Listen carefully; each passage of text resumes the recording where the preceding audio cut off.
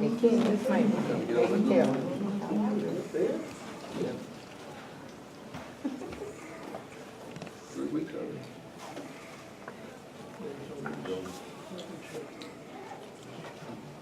Hello, hello, hello.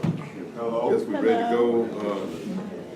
I want to welcome everybody. This is our first. We're here trying to introduce our mission here. First thing I want to do is introduce two people who really got this particular situation. Has been so Ellen Polinsky and Amy Frederick, who are professors at Center College, and I spoke at her class about, I guess it was last year. She contacted me. They said that they wanted to help with trying to push the Soul of Second Street Festival and the African American experience all together. They wanted to help, and you can see what they have done. And so many people that has helped. Guy over there, he was the first one that really gave me pictures and got me started, and it's been a labor of love ever since. So I'm not going to talk long. What I want to do, like, we want you to know this is just people coming together, and our mission is to try to keep the African American experience alive and going, and then integrated within the Soul of Second Street Festival. Behind you, you see the DVD of pictures, but about every picture, that's not all the pictures that you see. There's a lot more on this DVD. But the first thing I want to do is I want to bring up. I'm not going to talk long. I'm going to let other people do the work today. So, first of all, I'm going to bring up Mr. Charles Gray and let him expand on his Second Street experiences. You want to come on up, Charles? Do that.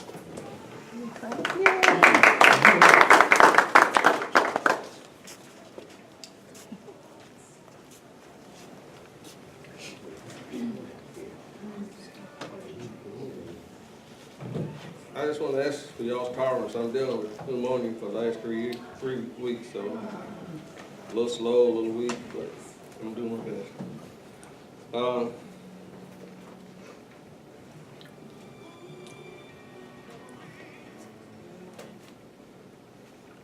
Second Street, I label it the good, the bad, and the ugly. With a special tribute to Mr. John Henry Brown, as we knew as Papa Skeets. I want to thank the National Endowment for the Humanities, Mike Hughes, Director, Danville Boyle County African American Historical Society, for this opportunity. With the assistance of Carolyn Prince, Mike Dennis, Barry Sanborn, and Cindy Peck, they were the ones that made this presentation possible. I do want to minimize or take more credit than I do. Without them, this historic landmark recognition would not have materialized in this manner by me. So I want to give credit where credit's due. I had 5.5 pages of reflection prepared. Since I have 1/2 hour to make my presentation, I will highlight some of the reflections. If you want to review the reflections, you may. I want to allow most of the time to honor a special tribute to Mr. John Henry Brown, Papa Skeets, and answer questions if there be any. My early memories of 2nd Street, my brother and I getting a haircut at Mr. Dallas Jones' barbershop. One day, we witnessed a gentleman named Bronxton Hale. We called him Bronx. He got cut in the neck, his jugular vein. That was a shocking sight to see as kids. Nearly 60 years later, when I began to work to preserve the Shelby City Cemetery, African American Cemetery in Johnson City, I learned that Bronson Hale had died in 1961 and the latest documented person buried in the Shelby County Cemetery.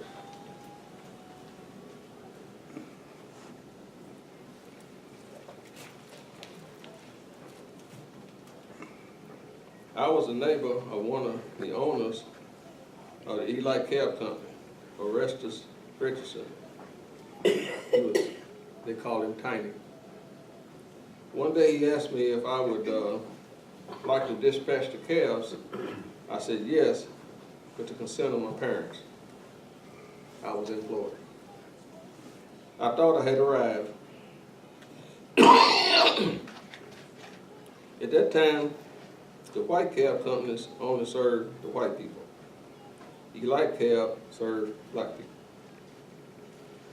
There were many legitimate businesses located on 2nd Street. Due to some of the activities that went on, many black families did not visit the area. When your parents allowed you to go to the pool room, you had people that had their eyes on you on behalf of your parents. You did not want to have a bad report to go back home. There were some serious consequences if that happened. And the serious consequences, you wouldn't get to go back up right now.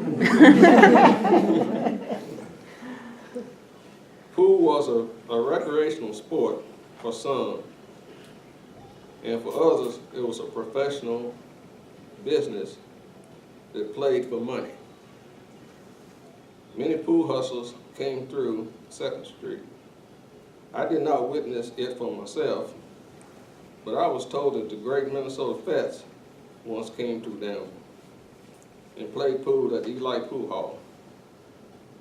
I did see others though, the professionals, would play with the house stick on Friday. And believe me, when they played on Saturday, they dotted every I and crossed every T and went away with all the money. I was exposed to the Masonic order, and I dispatched the calves, and I became interested in what they were about. The only way you could get information about the order, you must become a member. I joined when I turned 21 years of age. I really loved the work, and it became a big part of my life. I rose to the rank of 33rd degree Mason. I also was a member of the Shriners of Lexington. Okay.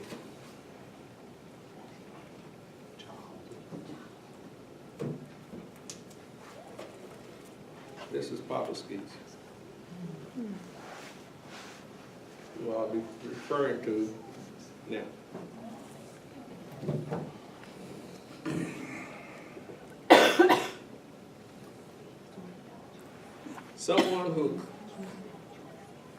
Someone who had constant presence on 2nd Street and was a World War I veteran named John Henry Brown. As a teenage boy and older men, we witnessed Papa Skeets daily in the pool hall. He almost always wore several layers of clothes, winter and summer. He clearly had Alzheimer's or dementia, and he would talk to us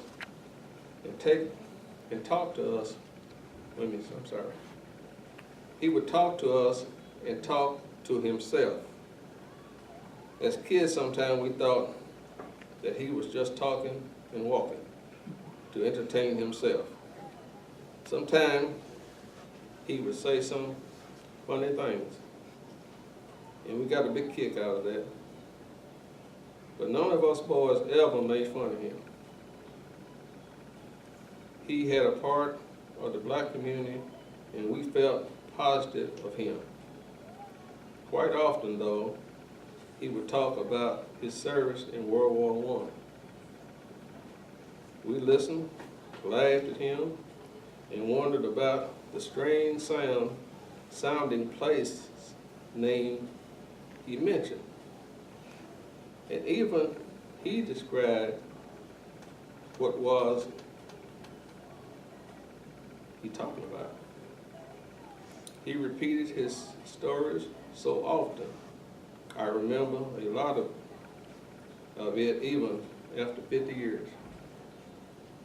I mean, every day he would tell you the same story. 2 years ago, I heard a lady at the Soul of 2nd Street Festival mention the Battle of Chateau Thierry.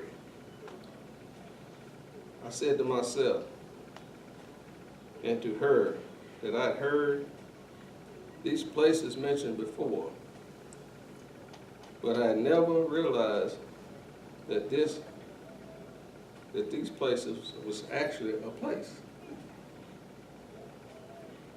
where battles had occurred. The two places I remember Papa Skeets talking about over and over were Musaragon Forest and Chateau Thierry. He may have mentioned other battles, but I did not understand his pronunciation clearly. Papa Skeets made it too clear that he had participated in World War I in France. He would state, "We were in the battle of Musaragon Forest and Chateau Thierry. Never lost a man, captured a trench or foot of ground." And what's so remarkable about that statement, I looked at a commentation about the war, and that was their motto. And I said, I heard that before, and it was true. As a teenager, I heard that history lecture from him, and at the age of 74, still rings in my ears clearly.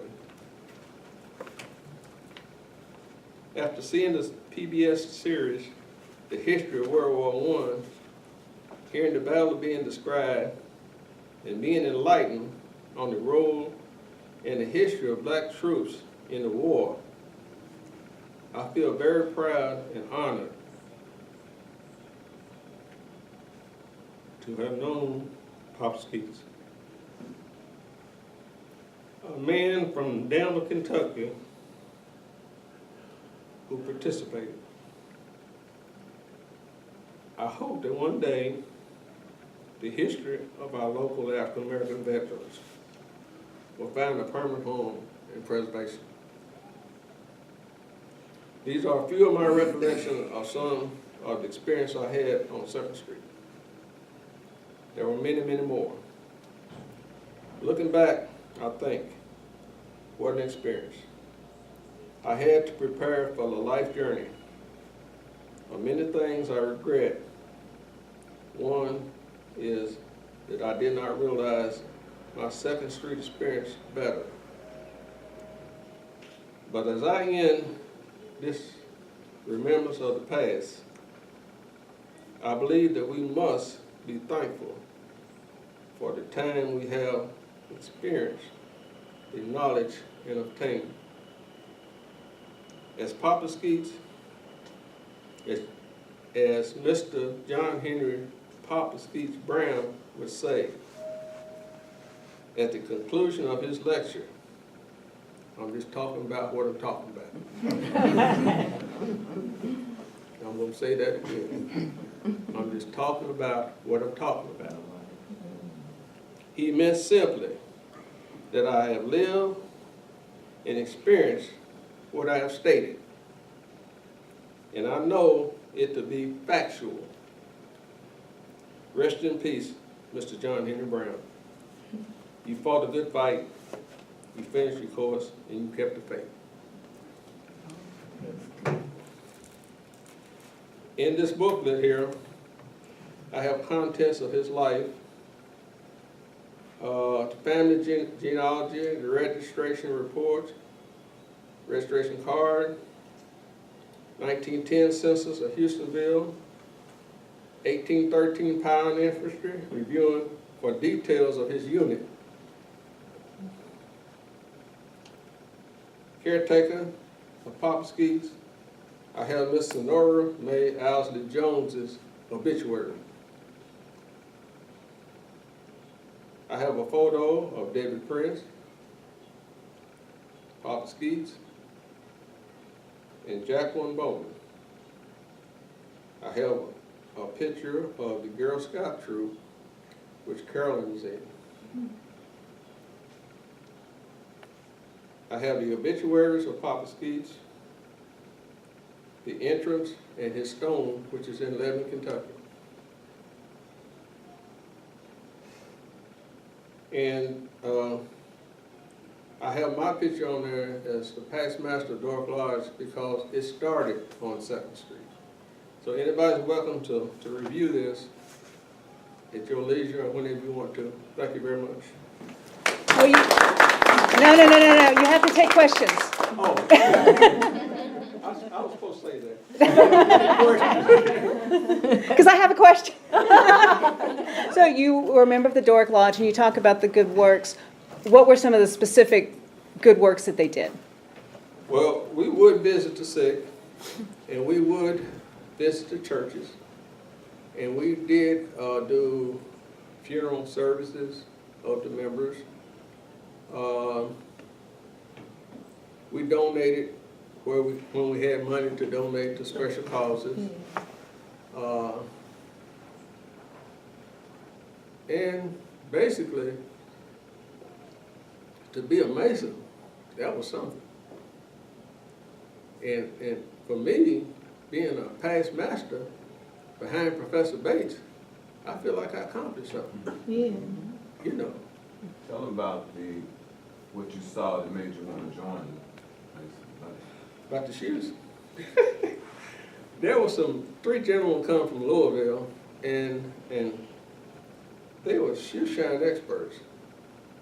And I call myself Shiny Shoes, but one of them said I'm the best, and he's the second best, he's the third best.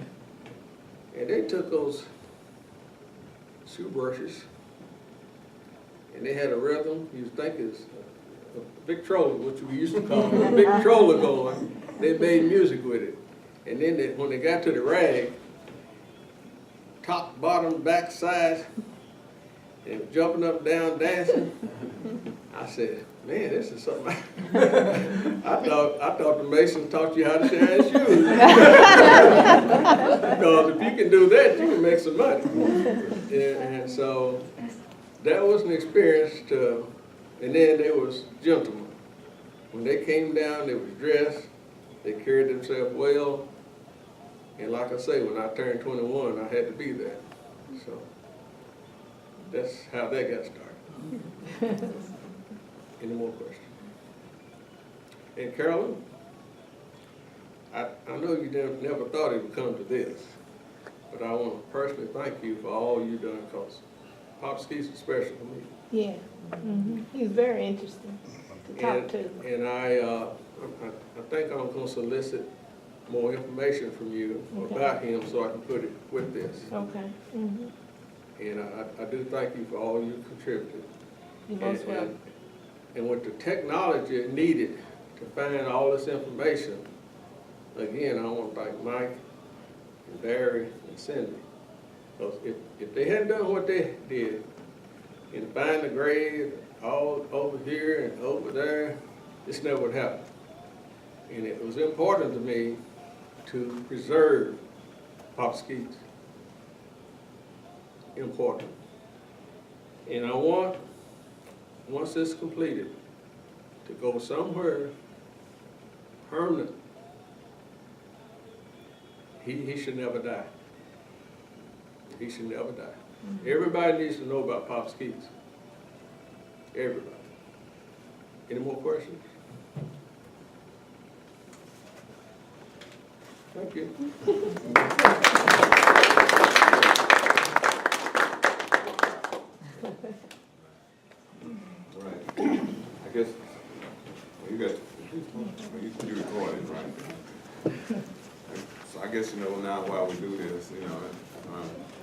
secondly, I want to say, we want to talk, Amy and Ellen have obtained high-tech scanners for we did that, so anybody that has photos that they want to get scanned, they want to, we want to make sure that all you have to do is contact them, I think, or me or somebody, and we get all the photos scanned. Mm-hmm. We are in the process of trying to name as many as we can. That's going to be, you know, it's almost impossible, but we always trying. We got the expert in Miss Carolyn Prince. She today has gave us names that I didn't have, you know, originally.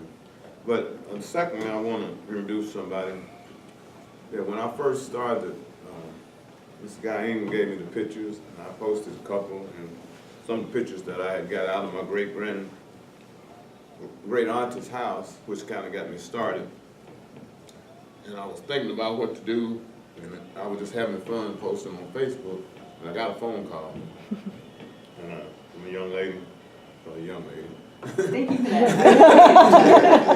And, we got to talking, and she was talking about how her interest was and what we're doing. We talked for hours, so we just kept on talking. And she told me, said, you know, you need to do this, and I will help.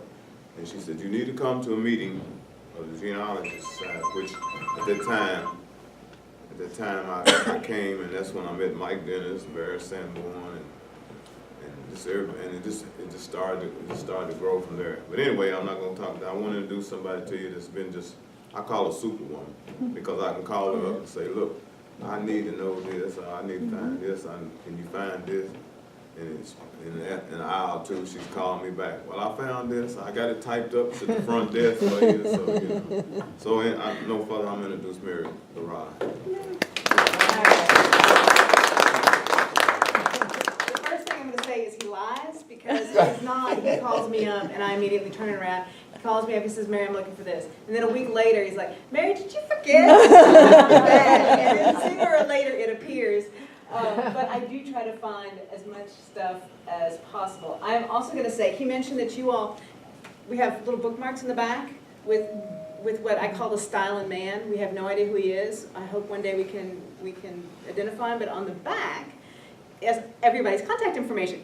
So if you do have any images or you want more information about what's going on, you can contact Amy or Ellen or Michael, or I'm going to go ahead and put Mike Dennis on the stand as well. You know, contact any of these folks, and they will help you with getting things scanned and that kind of stuff.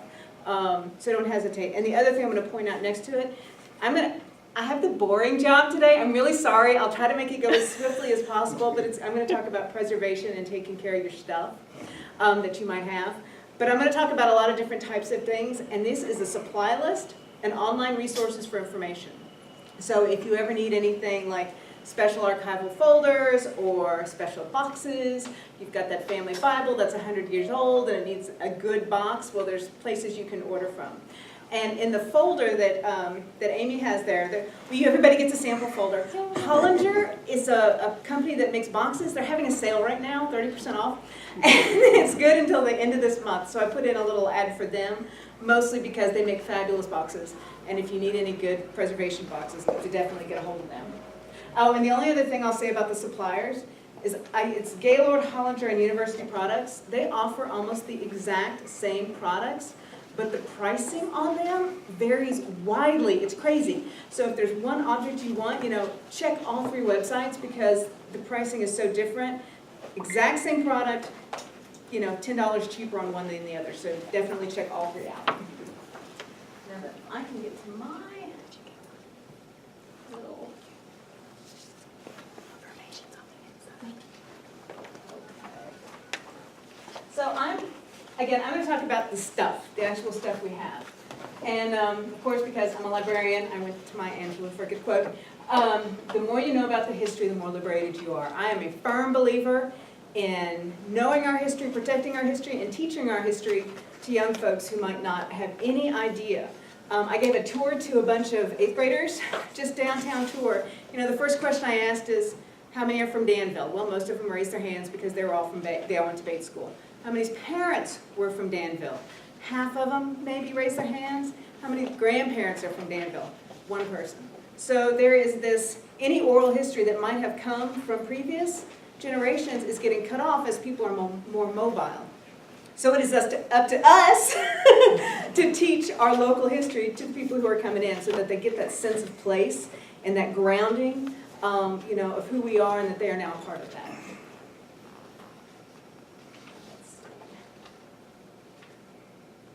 Alrighty, so I'm just going to say that they have changed, when they update, computer programs and all of a sudden the complete display is different. They have updated PowerPoint.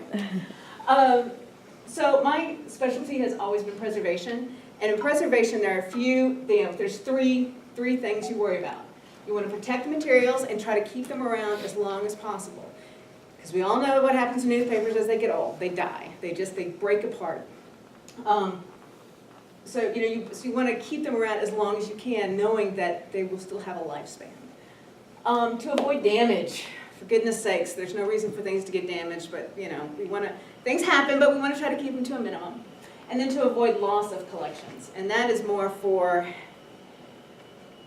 institutional, like people steal things, things that you might think, why is somebody taking this, but they'll do it. And so we're concerned about security. In a private home, somebody your family comes around and they look like, that's a really great old photograph. And all of a sudden the old photograph is gone. And you know where it is. You could have just asked for a copy. But those are the three concerns of preservation. And I would never accuse anybody's family member of that. And also know that this is everything is the same. Nothing has changed. Humans are humans. Stuff is stuff. This book is from the 15th century, the 1400s, and there's little cat paw prints going across it, where a cat got in the ink and then walked on the book. So it's nothing new, it's just we gotta deal with it all. My very first important thing to say is, look at how you package things. When I first came to work here 5 years ago, I found this piece of cardboard, two pieces of cardboard taped together. And I don't know if you can see it, but it says, important fragile on the outside. That's all it said nothing else. And inside is one of the first plats of Danville from 1785. You'd think there would be better identification on the outside, and there wasn't. So labeling things is of such importance. And this is where I'm going to call out Charles Gray, because when you see information from Charles Gray, he's always got it in binders. The binders are always labeled. You always know what you're looking at. It is a beautiful system. And so, binders, that things you can drop stuff in, label them on the outside, make sure everything looks good. And then you can step it up a level if you really want, and like the Duke Library, and they've got these fabulous boxes with labels on the outside. Just so you know what you're looking at, and not necessarily you all, we're all going to die. What are your relations going to look at? How are they going to know it's important?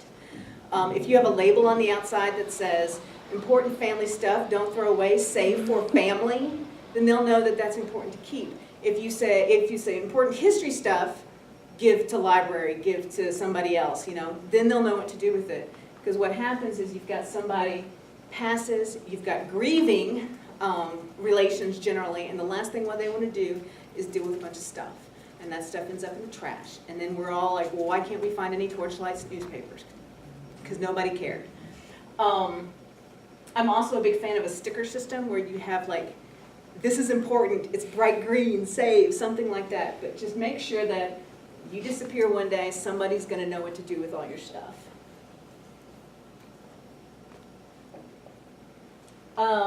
Okay, when you're handling all this cool old stuff, please have clean hands. Go wash your hands. Soap and water dry. You're supposed to wear gloves when you're handling photographs. Nope, the preservation police are not coming to your house. Just keep clean hands, and that will save you a multitude of sins. And the reason you do that, you don't want grease, whatever you were eating last on the paper or anything like that. Because that was the next rule. Don't smoke, eat, drink, chew gum when looking at old documents. And I don't know how it works in your all's family, but when we have family reunions, we pull out all the cool old documents, all the cool old photographs, and as we're standing there eating our food, we're looking at all this great stuff. Okay, don't do that. It's hard not to, but sometimes I'm always like, if you make copies and take the copies, it doesn't matter what happens to them. Somebody drops their coleslaw on it, it's no big deal. So just keep that in mind. These are, especially if you've got one of a kind documents, you do not want that to get damaged. And also pencils only. If you're writing on anything, use a pencil. Pencil is made of carbon. Carbon is a beautifully stable material.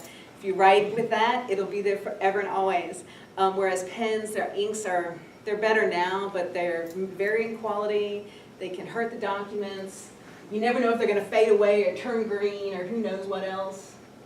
I found a few examples of pens that were used on the front. Now I like these because at least I know what I'm looking at, whereas if you've got a photo that has no information on it at all, you have no idea what you're looking at. But on the first two, they wrote right on top of the image. That's not great, but at least we know what we're looking at. I like this one on the side where they wrote it on the bottom. That's great. we like that system. If you write on the back of the image, again, right towards the bottom, and don't press too hard because that image will go through the impression.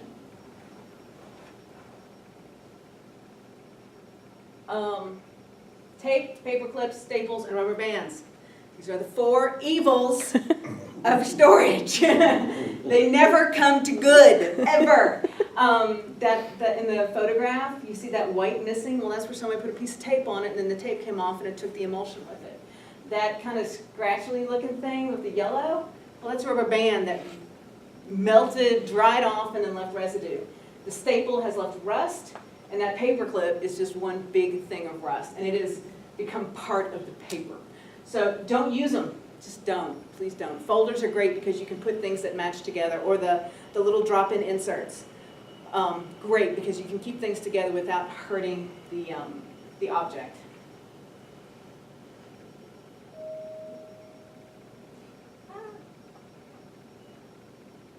So when I say vice, I mean inherent vice, and this is where newspapers come in. Papers were made, and they are made to just, it's only wood pulp and a lot of chemicals, and those chemicals eat away and they kill the paper from the inside out.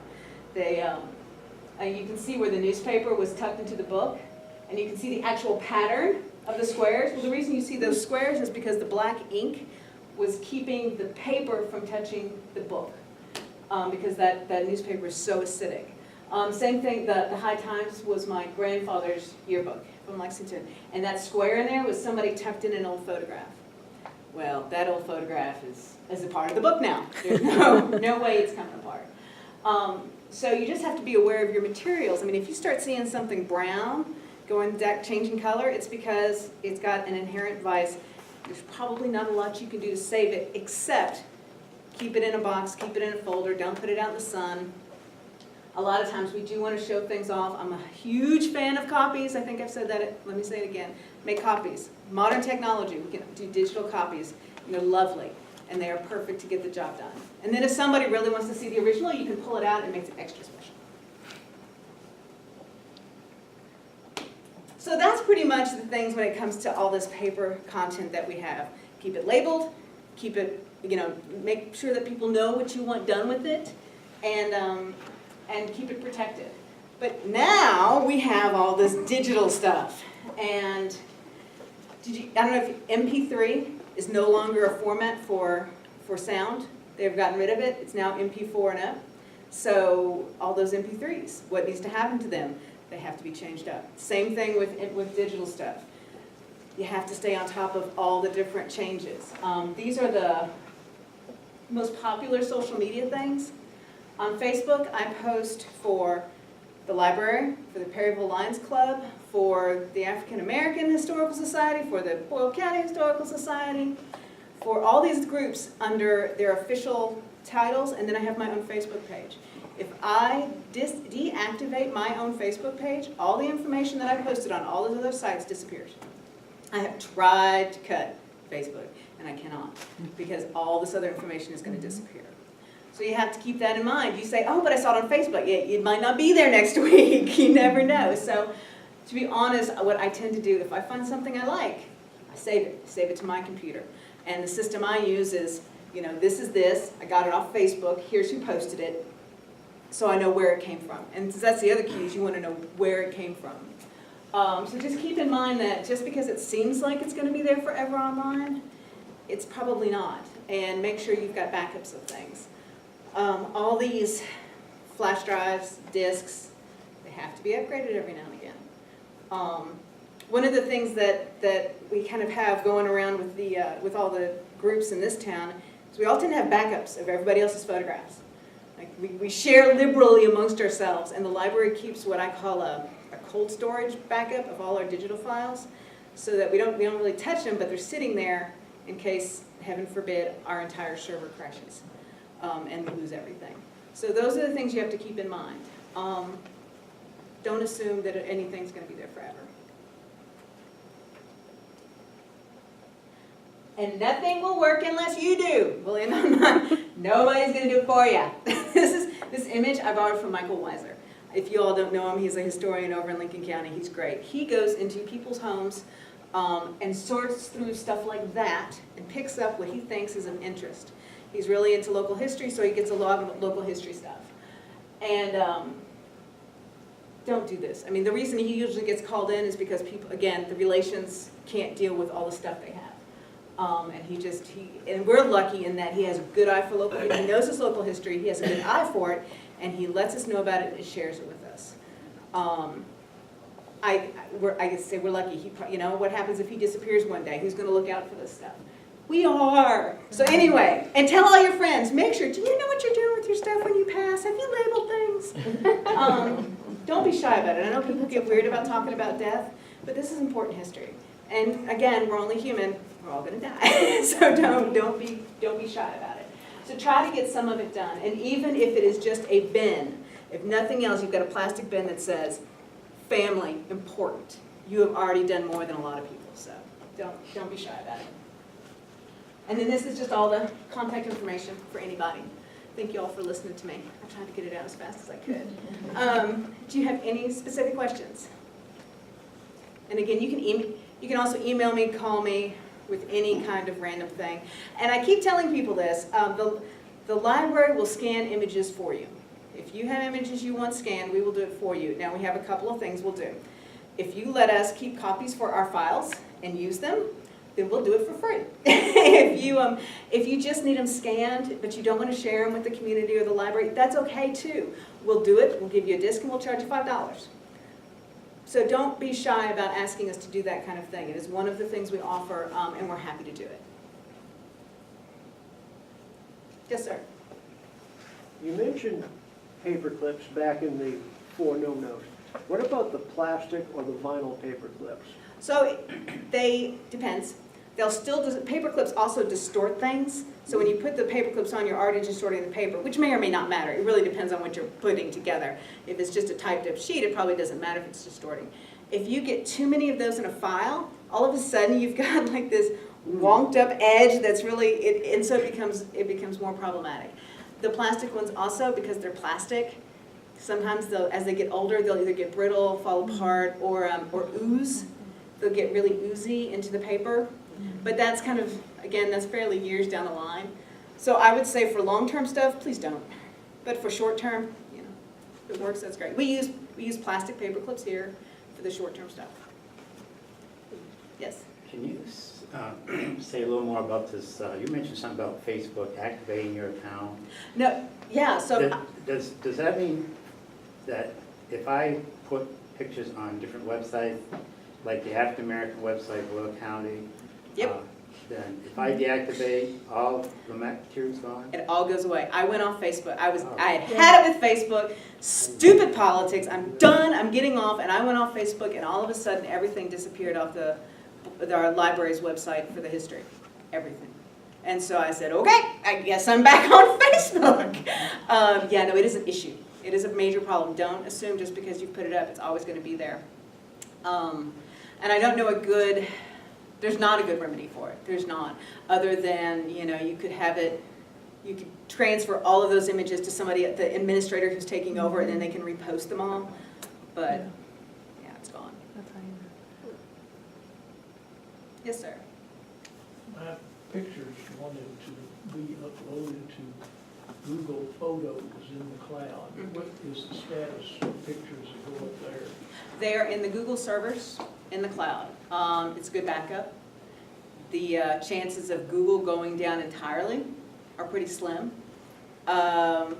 That being said, what if one day Google turns around, well, what'll happen is, especially with the way internet neutrality is going, could turn around and say, you know what, we've been hosting this stuff on the cloud for you for free, Yeah. we're gonna charge you a fee now. And you can either say, yes, that's great, I'll pay this fee, or you can say, no, I'm taking everything back, and you can download everything. That is what I'm assuming is gonna happen. It'll become a fee service. So your images are probably nice and stable and taken care of, but they might not always be free access and storage.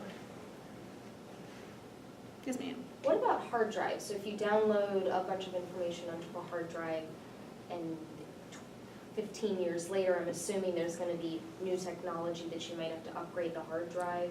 Yeah, so hard drives, it depends. There's two different types of hard drives. There's a solid state, which is, it's solid. It's you've got very good, strong, long-lasting things. Then you've got the other type, which do you know off the top of your head what it's called? No. I was There's just another thinking type that is So- that's the cheaper, but it doesn't last as long. So I always say get a solid state hard drive because you know it's going to last longer. Yeah, sooner or later you're going to have to upgrade it. Is that information provided on the description of the Oh, hard yes, drive? yes. So you know what you're purchasing? Oh, yeah, Absolutely. yeah. So They won't, between- but they yeah. won't give you a thing on how long you're supposed to, how long you need to upgrade, Okay. free upgrade. They'd love for you to upgrade every year. Yeah. Like CDs, DVDs, the way we have them now, they last about 5 years. You get the extra good ones, they might last 10 years. That's assuming nothing bad happens to them, no fires, no floods, anything like that. But yeah, no, I would definitely be upgrading, probably a hard drive if it behaves. I have a hard drive that I have used since like 2005. It's getting to the end of its life, but it still works. but I wouldn't trust it to be my backup drive. Gotcha. Yeah. Thanks. Okay. All right, now that I have done my really boring talk, we get to end up with Bobby Trumbo, who is much more interesting. Now, I guess I grew up here, and so he was always the teacher, Mr. Trumbo. So, would you please come on up and?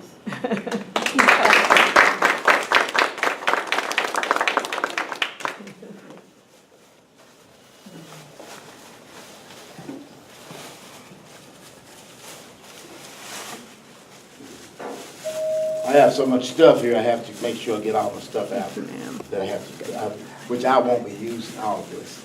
And for my wife being present here, I've changed a lot from what you saw. Oh. So, Been working for 5 days.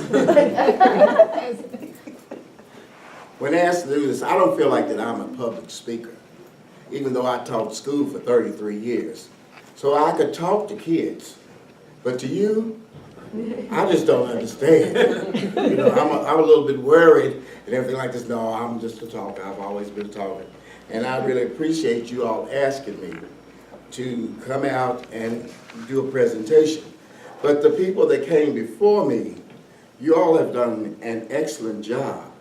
And the only thing I can do is reiterate on some of the things that you all have talked about. Now, I do have a surprise. And I think the surprise should come first instead of last. Over here on one of the easels, you'll see a sign, yes. It says O.T. Fry Ranch, Hog Ranch. Now, O.T. Fry, for some of you all that may be local historians, are from Danville, I have an interest in Danville. John Fry, who was the husband of Helen Fisher Fry, it was his grandfather's farm out on Duncan Hill. So O.T. was the father, Dr. Fry was the son, John Fry was the grandson, and so it goes on and on like this. And so the Fry family here in Danville and Boyle County played a very, very important role as far as citizens of this community. Now, I'm not going to spend a whole lot of time on the Frys, because if y'all want to know any more about them, call me sometimes. I can give you even more information. But I want to go to some things dealing with me. My name is Robert Price Trumbo. Price comes from the doctor who delivered me. My mother thought that she never could have children. because she and my father were married 7, 8 years before my brother was born. And so they just thought they couldn't have children, so she decided to go to the doctor because she had been feeling sick. So the doctor tells her, in 9 months, it will be over. And my mother said in 9 months, my mother was already in her late 30s. And so she said in 9 months, she said, you talking about like a baby? She said, yes, you're going to have a baby. So she had her first child, my brother. And then 2 years later, almost 2 years later, she was pregnant again. She said, no way. She goes back to the doctor. The doctor says in 9 months. Said you'll understand it. So in giving birth to me, what she decided to do, she says, I know this is going to be my last child. So Dr. Stuart Price Hemphill, I'm going to name the middle name of this child Price. So that's where the Price comes from in my name. And I'm just glad, like I said, I'm glad that you asked me, Michael, and everything like this. I'm looking at my wife, so I know she's going to look at her watch. And she's going to tell me, she's going to do like this or something. You know? Sort of let me sit down, because, you know, when I get on a roll, even the kids said in school, Miss Trumbo, when you get on a roll, she said, the only thing we can do is just listen to you. She said, because we're scared to stop and ask you questions. She said, when you're on a roll. But if you feel free, if you want to raise your hand up or something like this, please do. I brought some things here for you, and I'm going to pass these out. This is very, very rare. This was my grandfather, who I never did know, cutting hemp here in Danville, Kentucky. So I wanted you all to see that, because I never did know my grandfather. He was already dead long before I was born and everything. And he was from a large, very, very large family. And it's a very, very large family because it runs into Grays, it runs into Popes, and you just name it. Mrs. Carolyn here, she's a cousin. We all are kinfolk. Our families were from out at Needmore, out at Clifton, out at Mukestown. So it just, and where all these areas are were small settlements in Boyle County that were settled by former slaves. And this property was given to the people to establish their own little homes and things like this. So it was around the river. And so what had happened also, and this is very, very funny when you're dealing with family history. In the family, cousins married cousins. And so you were double kin. Most people around the river were double kin. And so that's why it was so many people, they said, hey, cuz. You know, and you say, cuz? We got cousins. Oh, yes, we are, too. Said, do you want me to tell the story? I said, I think I'm getting it. I'm getting how we all are kin, because it was around the river. And then when they would come to town, they would meet up with other people. And so that it just increased the family. So it's really a very, very large family, because the great-grandparents and great-great-grandparents had about 15 children. And so it was a bunch. And each family that lived there sort of had a bunch of kids, and so everybody just sort of mingled together. And that's how come we're all kin. But now, I wanted to say something else about this family. The family has a very, very rich history. The family hails from Africa, Madagascar, England, Europe, and then it comes on to the United States. And so on the Gray side of the family, they were never slaves. And they were from Boyle County and Mercer County. And they were never slaves. The reason why that they were never slaves, because they were very, very close to the master. Put it all together. Let your mind wander. But they were all very, very close. So they never really were slaves, and they did not have that part of slavery like some people did. And that's what was said. Now, I don't know, they might have beat the hell out of him, I don't know. You know, excuse my expression. But it's just possible it happened. But as far as the historical part is concerned, they were never slaves. And so they were treated very, very well. And they were kin to the master because they had gray eyes, they had straight hair, they were very light-skinned. And so this is why sometimes on farms like that, you put them off on the side, you put them away. So maybe people don't see them because then they look too much like the master and his children. And so this is what happened on that side. Now, my mother's side of the family, they were from down in, down in Jamestown and Tennessee and all like this, and they hail from there. So they have a rich history too, but this is not the history lesson of this family. So I have to pull it back to them and everything like this. So I want to show you another photo, our photos, very, very rare. Not too many black children had their pictures taken right after birth. My brother and I had pictures taken after birth at Ephraim McDowell Memorial Hospital. And I'll show that to you. Some of you might understand this and you may have seen something like this. Maybe you had that, I don't know. But we were very, I guess we were fortunate because my mother said, with me only having 2 children, I want to picture this. And so they were taking pictures at the time. And so we had pictures taken. Some of you all may have had your pictures taken at birth from the hospital that you were born in. But this was from Ephraim McDowell Memorial Hospital in the 40s. Okay. Let me see where I am. And probably the reason why they didn't have pictures like that was because most of them were born at home. Yeah. A A lot of people, and especially black kids, were probably born at home. We were fortunate. We were born at Ephraim McDowell. And there's nothing wrong with it, but we were just fortunate to have been born there. Okay, let me see. Education itself, I'm just going to talk about that for a minute. Education itself was very, very limited, even here in Danville, Kentucky.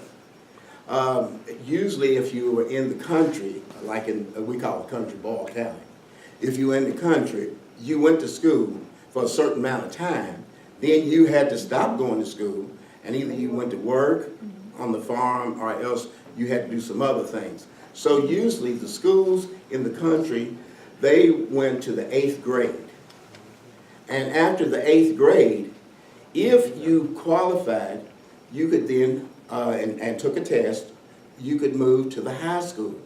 Well, there was no high school at first for a long period of time, until a man named John W. Bate moved into this community.